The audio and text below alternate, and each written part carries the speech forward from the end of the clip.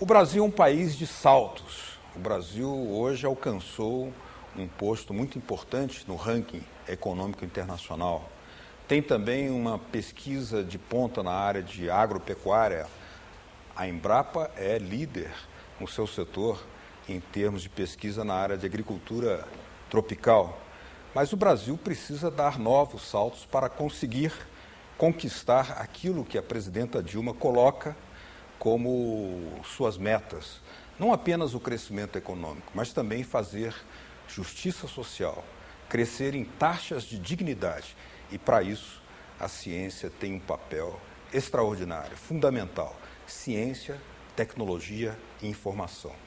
E é isso exatamente que nos traz aqui hoje, na sala do ministro de Ciência, Tecnologia e Inovação, Dr. Marco Antônio Halper, quem tenho o prazer de ter aqui à minha frente, e agradeço muito por nos receber aqui, ministro. Muito obrigado. Eu que agradeço essa oportunidade de falar aqui para a TV Senado e trazer ideias, discutir ideias aqui para a sociedade brasileira, para a sociedade, e contribuir para que a sociedade brasileira compreenda quão importante é a ciência e tecnologia para a sua própria vida, para a sua própria qualidade de vida, vamos dizer assim. Bom, ministro Marco Antônio Halper, é um grande prazer estar aqui, ser recebido no seu gabinete para falarmos de ciência, tecnologia e inovação. Mas principalmente começando por um feito, uma conquista, né? Que a gente pode dizer que são os mais de 19.140.000 inscritos na Olimpíada Brasileira de Matemática da Escola Pública. Qual o significado disso? A questão da Olimpíada Brasileira de Matemática das Escolas Públicas é reveladora do interesse, quando bem motivado, o interesse dos jovens pela matemática, que é um exemplo de uma atividade científica importante. A matemática talvez seja, vamos dizer assim, a mais antiga das ciências, tá certo? Surgiu lá na Grécia e no Egito, depois veio ali em Siracusa, onde viveu o Arquimedes, né?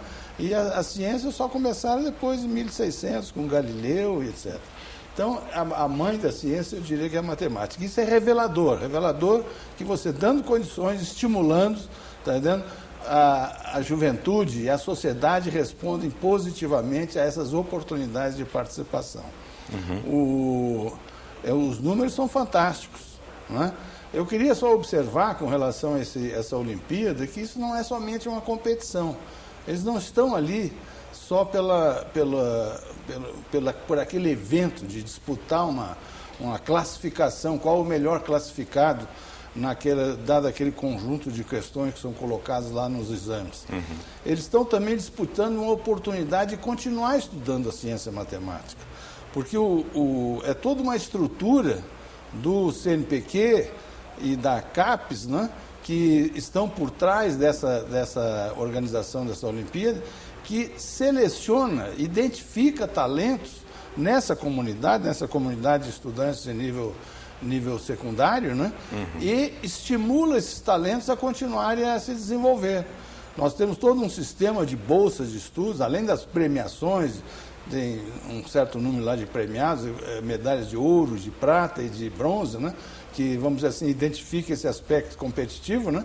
Mas tem também toda uma estruturação em termos de bolsas de estudos que são ofertadas, desde programas de iniciação científica, e que essas estruturas, como o Instituto de Matemática Pura e Aplicada, a Sociedade Brasileira de Matemática, que estão por trás da organização desse evento, ela estimula a continuidade, que esses estudantes vão ter benefícios, vão ter cursos especiais através de professores que também têm essas bolsas de estudo nas suas escolas, eles terminarem a escola, passarem para um nível superior e entrarem na universidade e eventualmente seguirem na pós-graduação. Nós temos exercido, isso é um verdadeiro processo, então, não só de detecção de talentos, mas também de estimular esses talentos a continuarem até a última instância aí da formação intelectual deles na área que eles escolherem, né? Nem todos eles vão estudar matemática, não é isso, A grande maioria, por exemplo, vai estudar ciências da engenharia, desses que são premiados nessa instituição, que são apoiados para continuarem. Vão estudar ciências da engenharia, que precisam da matemática. A base lá da matemática é muito importante. As ciências naturais também, uns vão ser engenheiros, outros vão ser cientistas.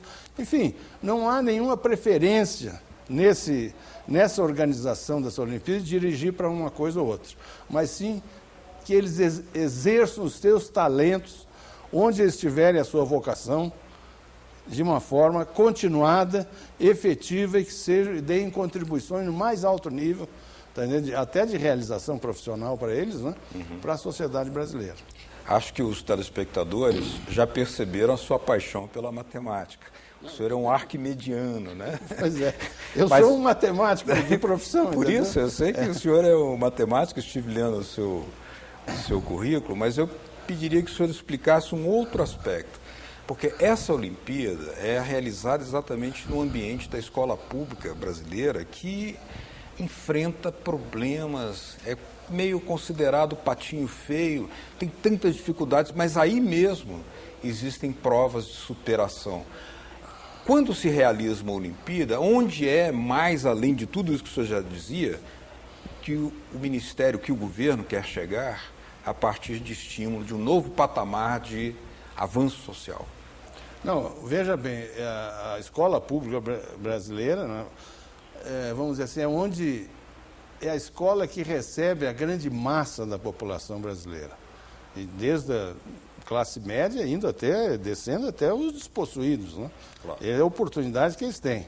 Porque há que se reconhecer também um ponto, é o seguinte, de que hoje nós temos a matrícula na escola elementar, na escola básica e na escola média, né, universalizada. Todo mundo tem matrícula. Muito pouca gente fica fora da escola.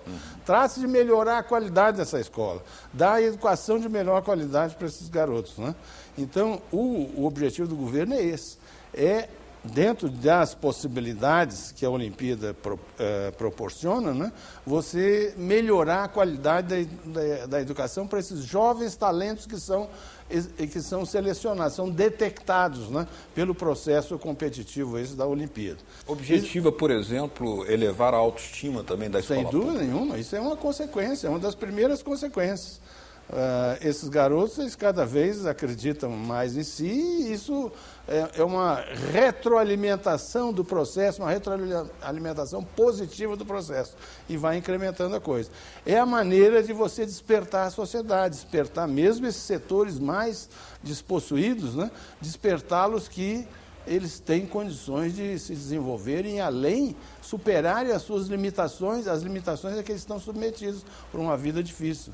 É uma coisa interessante observar que os vencedores, tem vencedores dessas Olimpíadas, evidentemente, nos estados e nas cidades mais desenvolvidas, aqui na região sudeste, na região sul, mas tem também, surpreendentemente, às vezes, hoje não é surpresa mais para a gente, mas no início a gente se surpreendia, em regiões afastadas dos grandes centros. Lá no interior do Piauí, por exemplo, no último eu participei da premiação aqui, são premiados também os professores que ensinam os alunos para eles participarem com sucesso dessa Olimpíada, né? Lá nas cidades lá do interior do Piauí, do Ceará, cidades afastadas dos grandes centros, né? E que você poderia imaginar, poxa, dificilmente esse pessoal tem condições de competir com a turma aí de São Paulo, do Rio de Janeiro, de Belo Horizonte, mas tem. É incrível que tem. Quer dizer, os talentos se manifestam em todos os lugares, em todas as condições socioeconômicas. Essa é a grande coisa dessa Olimpíada, que ele mostra que você está numa situação econômica, social, em desvantagem hoje, não é... Você tem chance de superar isso.